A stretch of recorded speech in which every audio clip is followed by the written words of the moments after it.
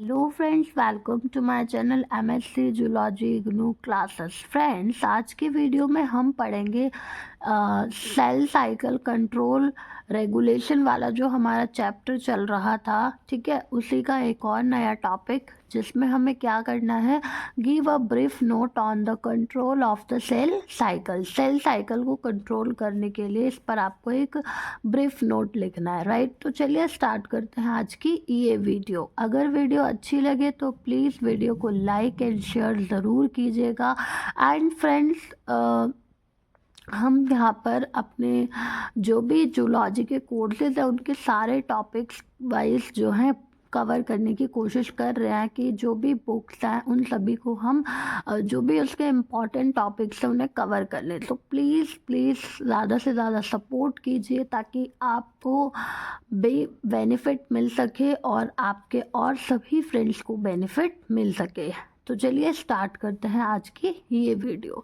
The regulation of the cell cycle is a highly controlled process that guarantees the systematic advancement of cells through different phases of growth, DNA replication and cell division. यानी कि जो cell cycle का regulation है वो बहुत ही controlled process है, ठीक है ना। उसमें सिस्टमैटिक एडवांसमेंट जो है सेल्स की, उसकी पूरी की पूरी जो एक तरीके से हम कह सकते हैं कि गारंटी होती है वो देखी जाती है through different phases of growth. Growth के अलग अलग फेसेस में, डीएनए रेप्लिकेशन में और सेल डिवीजन में। इन प्रोसेस के द्वारा हम क्या चेक करते हैं कि जो पूरी की पूरी सेल है वो एक एडवांस तरीके से और सिस्टमेटिक तरीके से क्या कर रही है, डिवाइड हो रही है, right. The control of the cell cycle is governed by check point. अब जो सेल साइकिल की कंट्रोलिंग है वो एक तो चेक पॉइंट से की जाती है, दूसरा डिपेंडेंट काइनेसिस सीडीकेज एंड साइक्लिन्स, ठीक है। साइक्लिन डिपेंडेंट काइनेसिस से की जाती है जिसे सीडीके एंड साइक्लिन से की जाती है। तो यानी कि पूरी की पूरी जो सेल साइकिल है वो एक तो चेक पॉइंट से कंट्रोल होती है और दूसरी साइक्लिन डिपेंडेंट काइनेसिस सीडीकेज और साइक्लिन से कंट्रोल होती है। तो अब हम इन दोनों के बारे में यहाँ पर पढ़ेंगे। क्या होते हैं checkpoint? Checkpoints are critical control points within the cell cycle that monitor the DNA's integrity and assess the cell's readiness to proceed to the next phase.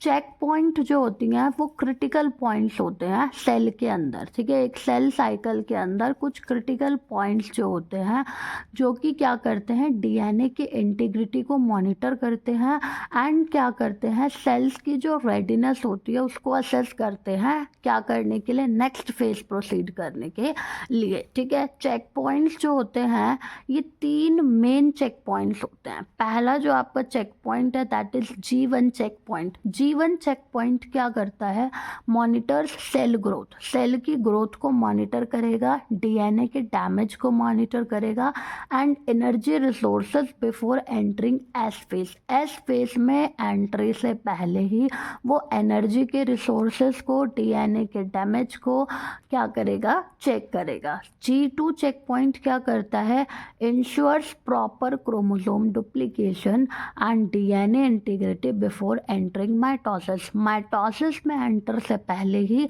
वो ये चेक करेगा कि जो क्रोमोसोम है उसका duplication ठीक से हुआ है एंड जो डीएनए की इंटीग्रिटी है वो हुई है या नहीं हुई है। देन M चेक पॉइंट, जिसे हम स्पिंडल चेक पॉइंट भी कहते हैं, जिसका क्या काम होगा, verifies that all chromosomes are correctly attach to the spindle fibres. ये वेरीफाई करेगा कि सारे के सारे जो क्रोमोसोम्स हैं वो करेक्टली स्पिंडल फाइबर से अटैच्ड हुए हैं या नहीं, कब, सेल डिवीजन से पहले। सो ये तीनों के तीनों जो है मेन पॉइंट्स हैं बेटा। ये जो तीनों पॉइंट्स हैं इनको हमने डिटेल में अपनी जो 3 वीडियोस अपलोड की हैं इससे पहले वाली, उनमें पूरा डिटेल में इसको समझाया हुआ है, तो अगर आपने वो वीडियो नहीं देखी है तो वहाँ पर आप इसको डिटेल में पढ़ सकते हैं, देख सकते हैं।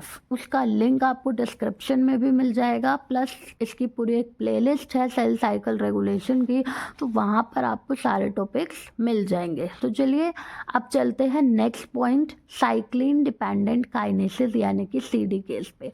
सीडीकेस भी एक बहुत इंपॉर्टेंट टॉपिक है, तो यहाँ से जो सेपरेट क्वेश्चन है वो अलग से बन के आ सकता है, तो प्लीज़ इसे बहुत ही ध्यान से देखिएगा। तो सीडीकेस की बात करते हैं। CDKs are a group of enzyme. CDKs क्या है?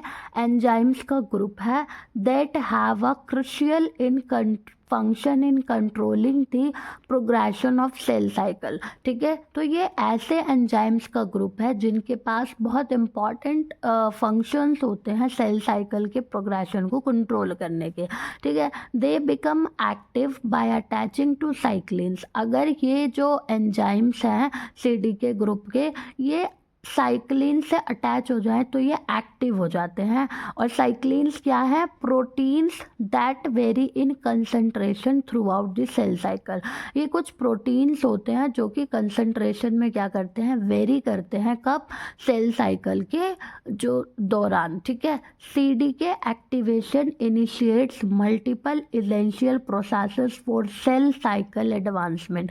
सीडीके का जो एक्टिवेशन है ये बहुत सारे क्या करता है? प्रोसेसेस को, सेल साइकिल को एडवांस करने के लिए इनिशिएट करवाता है, स्टार्ट करवाता है। ठीक है, इंक्लूडिंग डीएनए रेप्लिकेशन, जैसे कि डीएनए रेप्लिकेशन को, क्रोमोसोम कंडेंसेशन को, and formation of mitotic spindle, और माइटोटिक स्पिंडल की फॉर्मेशन को। So this is about the CDK. And then the cyclin. Cyclins क्या है? Cyclins are protein molecules that attach to and activate specific CDKs creating complexes that control the advancement of cell cycle. तो cyclin एक विशेष प्रकार के protein molecules होते हैं जो कि क्या होते हैं? अटैच होते हैं सीडीके से, और फिर स्पेसिफिक एक्टिविटीज़ जो हैं वो क्या करवाते हैं? सीडीकेस के साथ मिलकर करवाते हैं, जो कि क्या करती है? सेल साइकिल के एडवांसमेंट को कंट्रोल करती है। तो ये था सीडीके और साइक्लिन के बारे में। नेक्स्ट जो हमारा है tumour suppressor jeans and oncogenes. तो जो ट्यूमर सप्रेसर जीन्स है जैसे कि P53, ये भी क्या करता है? सेल साइकिल को कंट्रोल करता है। राइट, यहाँ से आगे देखिए, other thing DNA damages and for triggering DNA repair और inducing cell death apoptosis। यानी कि जो P53 जीन है वो भी सेल साइकिल को कंट्रोल करता है। वो क्या करता है? वो ऑब्जर्व करता है। क्या ऑब्जर्व करता है जी? डीएनए के डैमेज को ऑब्जर्व करता है, और अगर ऐसा कुछ मिलता है तो फिर वो वहाँ पर डीएनए की रिपेयरिंग करना शुरू कर देता है, या फिर सेल डेथ यानी कि अपॉप्टोसिस क्रिएट कर देता है।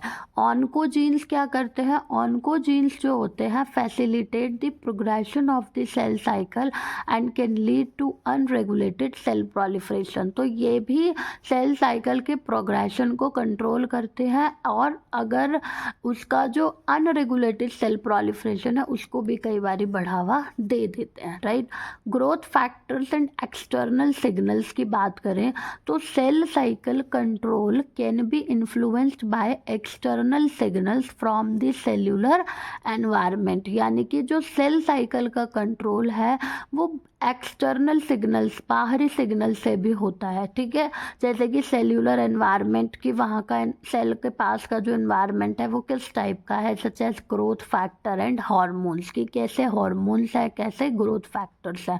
Signals have the ability to initiate particular signalling pathways that control the function of CDKs and cyclins. जो सिग्नल्स होते हैं उनके पास एबिलिटी होती है क्या करने की? सिग्नलिंग पाथवेज को इनिशिएट करने की, जो कि क्या करते हैं? सीडीके और साइक्लिन्स के फंक्शंस को कंट्रोल करते हैं। सो फ्रेंड्स, आज की इस वीडियो में इतना ही। अब जो नेक्स्ट वीडियो आएगी उसमें हम साइक्लिन सीडीके काइनेसिस को डिटेल में पढ़ेंगे, एंड देन उसके बाद फिर हम जो हमारे ये P53 जीन है एंड जो हमारे ये ट्यूमर सप्रेसर जीन्स है, इनके ऊपर भी एक अलग से डिटेल्ड वीडियो बना देंगे। तो चलिए फ्रेंड्स, मिलते हैं नेक्स्ट वीडियो में, तब तक के लिए thank you and bye bye.